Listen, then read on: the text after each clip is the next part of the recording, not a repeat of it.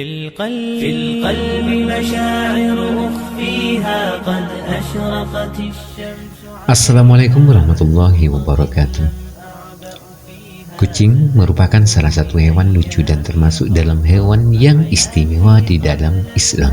Sebab kucing merupakan hewan peliharaan Nabi Muhammad SAW yang sangat disayangi. Banyak orang yang masih merasa takut untuk memelihara kucing karena bisa berdampak buruk untuk kesehatan. Akan tetapi, semua makhluk yang diciptakan Allah Subhanahu wa Ta'ala di muka bumi ini tentunya mempunyai kegunaannya masing-masing seperti halnya dengan kucing.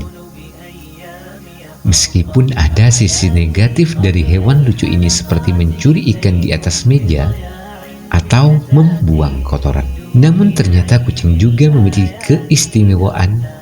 Bagi orang yang memelihara kucing juga akan memperoleh pahala. Nah, berikut ini adalah beberapa manfaat memelihara kucing dalam Islam.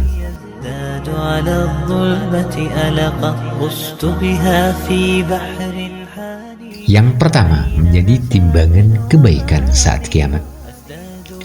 Seseorang yang memelihara kucing ataupun binatang lainnya dalam jalan Allah dengan penuh iman kepada Allah dan meyakini akan kebaikan yang diberikan Allah, maka kebaikan yang sudah diberikan pada hewan tersebut, memberi makan hewan tersebut dan bahkan membuang kotorannya, kelak akan ditimbang sebagai kebaikan di hari kiamat. Yang kedua, mendapatkan rahmat di hari kiamat. Seseorang yang menyayangi hewan seperti kucing dan hewan lainnya termasuk hewan sembelihan sekalipun, maka akan mendapatkan rahmat dari Allah Subhanahu wa Ta'ala di hari kiamat nanti. Barang siapa yang menyayangi meskipun terhadap hewan sembelihan, niscaya Allah akan merahmatinya pada hari kiamat. Hadis riwayat Bukhari. Yang ketiga, mendapatkan ampunan dan ridho Allah. Dari Syekh Dr. Muhammad Luqman dalam syarahnya di kitab Adabul Mufrad menyebutkan jika setiap muslim memang sudah dianjurkan untuk selalu berbuat baik pada semua hewan seperti kucing, supaya nantinya bisa mendapat ampunan dan juga ridho dari Allah Ta'ala. Yang keempat, merupakan sedekah. Memberi makan dan juga minum pada hewan seperti kucing, khususnya saat hewan tersebut sedang lapar dan haus, sebab akan jadi berdosa jika harus berbuat hewan tersebut menderita. Dengan memelihara kucing tersebut, maka sudah dijadikan sedekah bagi orang tersebut. Pada setiap sedekah terhadap makhluk yang memiliki hati atau jantung akan mendapatkan pahala kebaikan. Seorang muslim yang menanam tanaman atau tumbuh-tumbuhan yang kemudian dimakan oleh burung-burung, manusia atau binatang, maka baginya sebagai sedekah. Hadis riwayat Bukhari Muslim. Yang kelima, dosa diampuni. Seorang muslim juga sangat disarankan untuk menolong hewan, khususnya pada hewan yang menderita termasuk hewan najis seperti anjing. Ini membuat umat muslim tidak memiliki pengecualian untuk menolong binatang seperti kucing dan hewan najis seperti anjing karena tujuannya sangat mulia, yakni tidak membiarkan hewan tersebut menderita. Dengan memelihara kucing contohnya, maka perbuatan dosa orang yang menolong hewan tersebut akan diampuni.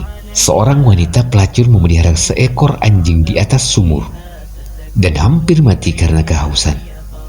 Lalu wanita itu melepas sepatunya, diikatnya dengan kerudungnya dan diambilnya air dari sumur, lalu diminumkannya ke anjing tersebut.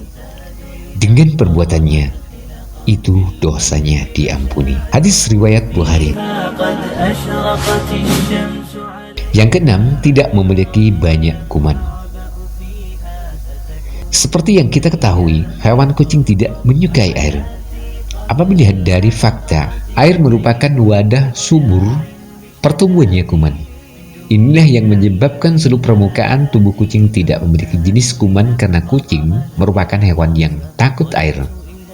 Ini membuat kucing diperbolehkan dipelihara dalam Islam karena tidak memiliki kuman di tubuhnya. Yang ketujuh, kucing bukan hewan najis. Allah sendiri sudah meniadakan najis pada kucing.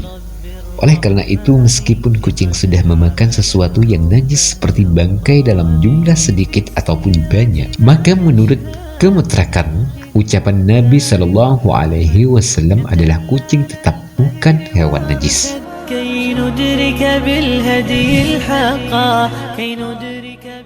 Yang kedelapan, melindungi dari gigitan serangga serta tikus.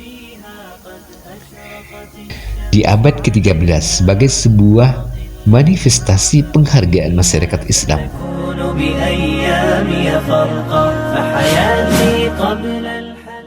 yang kesembilan, mempunyai irama serupa zikir kalimat Allah.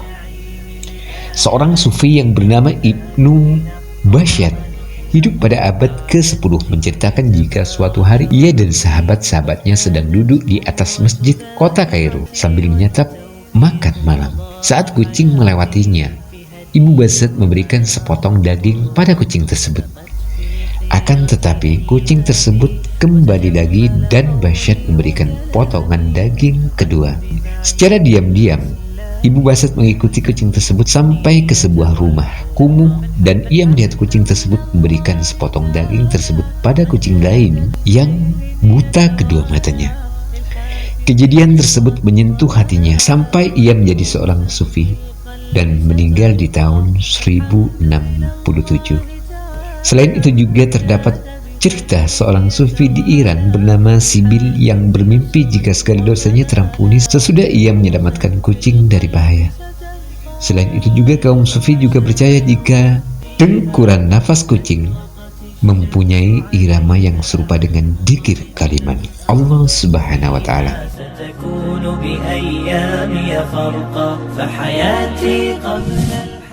Yang ke-10, kegiatan yang disukai Allah Subhanahu wa taala.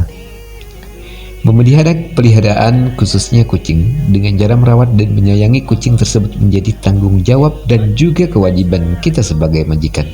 Allah sendiri juga sangat menyukai seseorang yang memiliki rasa kasih dan penyayang pada hewan seperti kucing tersebut.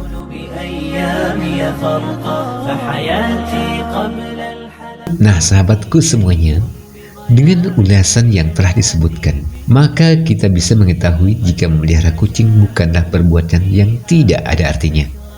Akan tetapi akan memberikan banyak pelajaran seperti layaknya ladang, bersedekah dan ditambah rezekinya, dan juga sunnahnya Nabi serta sahabat. Sekian dulu untuk perjumpaan kita kali ini. Semoga apa yang disampaikan bermanfaat.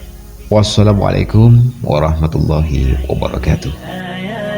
نرتاد لنحفظها الحلقا في القلب مشاعر أخفيها قد أشرقت الشمس